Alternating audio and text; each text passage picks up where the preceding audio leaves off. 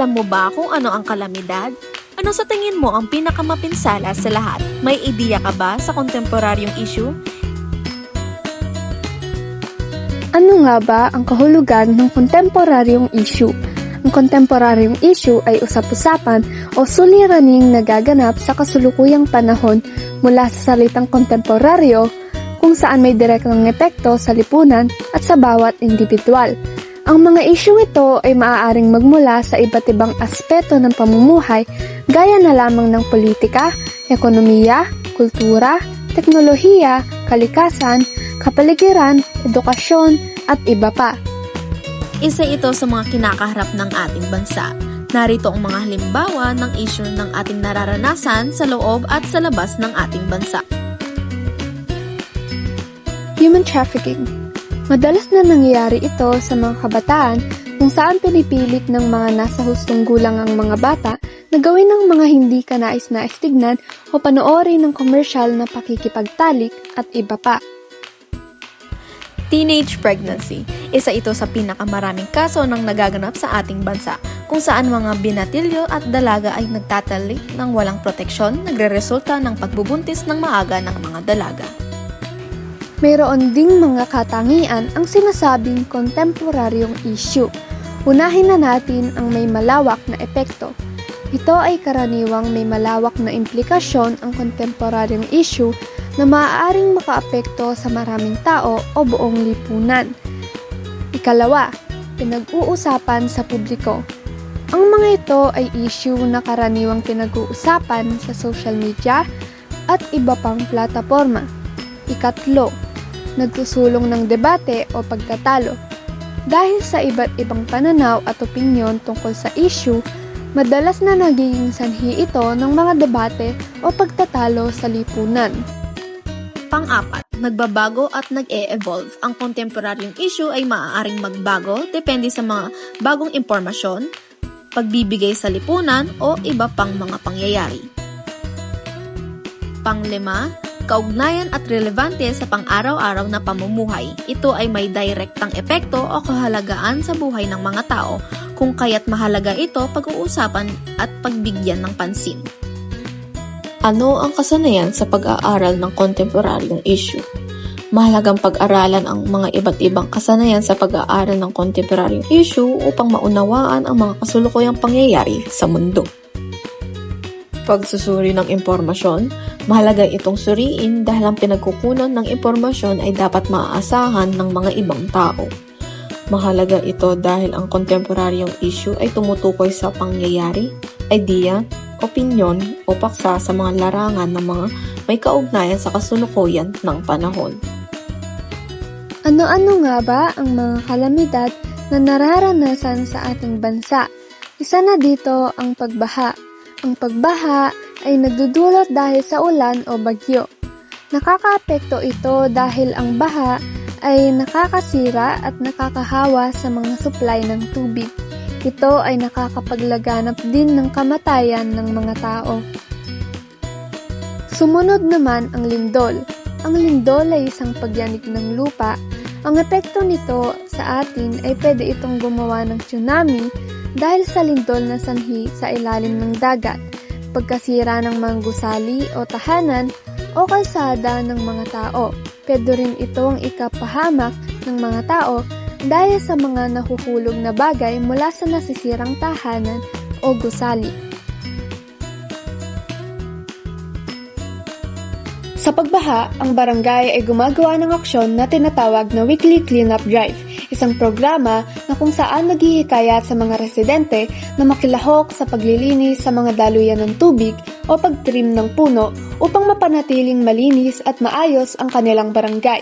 Ito ay nagsisilbing solusyon at nagdudulot ng malaking tulong sa pagbawas ng epekto ng pagbaha.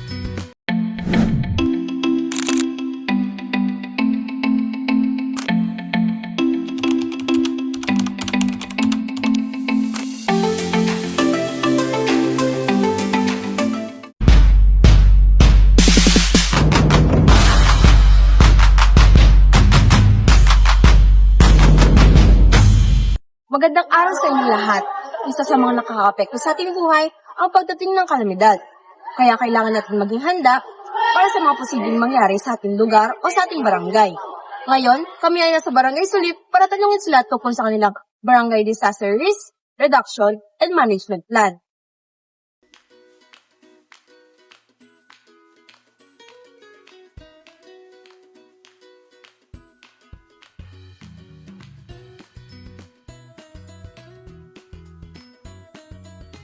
Bayang umaga sa inyo lahat. Ako nga pala si Lagmanuel dyan at kasama ko si Sir June Balta na official sa Sulit.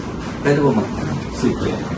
Ano-ano ang mga proyekto na isagawa ng barangay kapag may mga dumarating na mga iba't ibang uri ng kalamidad kanilang lugar? Masasabi ba nilang ito ay naging epektibo? Ang mga proyektong ginagawa namin dito sa Barangay Sulip, unang-una, pinapanatili namin maging malinis, maayos ang aming kapaligiran, lalong-lalo na yung mga drainage, yung mga kanal.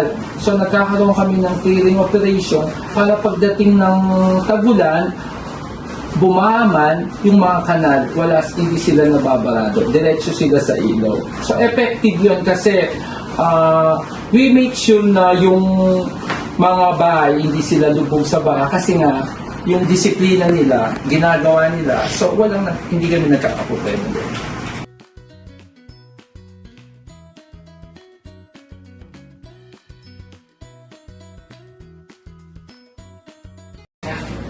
Ang barangay ba ay may mga evacuation center na pinupuntahan ng mga tao kung kailangan nilang lumikas sa kanilang tahanan?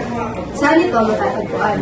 Oo, meron kaming nakaandang evacuation center dito sa barangay. Matatagpuan ito sa covered court ng aming barangay.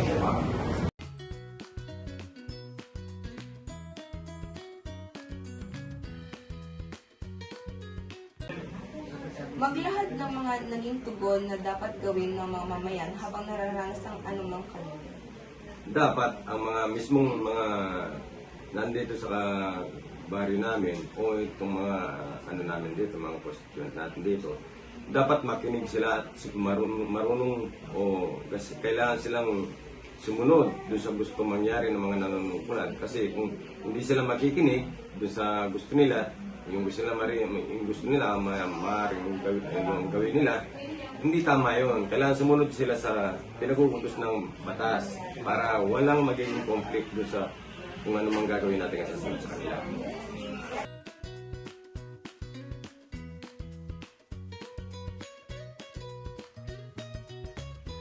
Paano ginawa o binuo ng barangay ang kanilang CBDRRM plan? Ano ang kanilang mga naging batayan?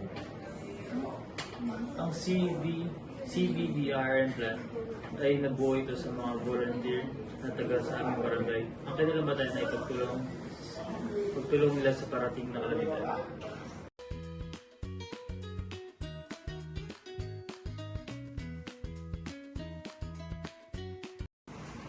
Ano-ano ang mga pamaraan na kanilang ginamit sa pagharap sa mga suliraning pangkapaligiran sa kanilang komunidad?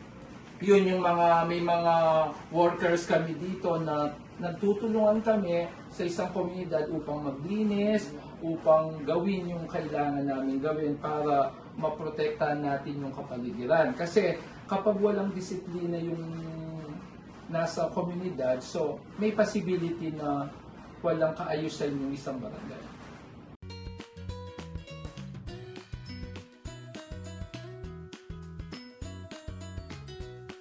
Bilang kabataang Pilipino, bakit mahalaga na lagi tayong maging handa at maalam sa mga nangyaring kalamidad sa ating komunidad? Para maiwasan natin ang mga sakuna at para maging safe sa kanya-kanya na lugar.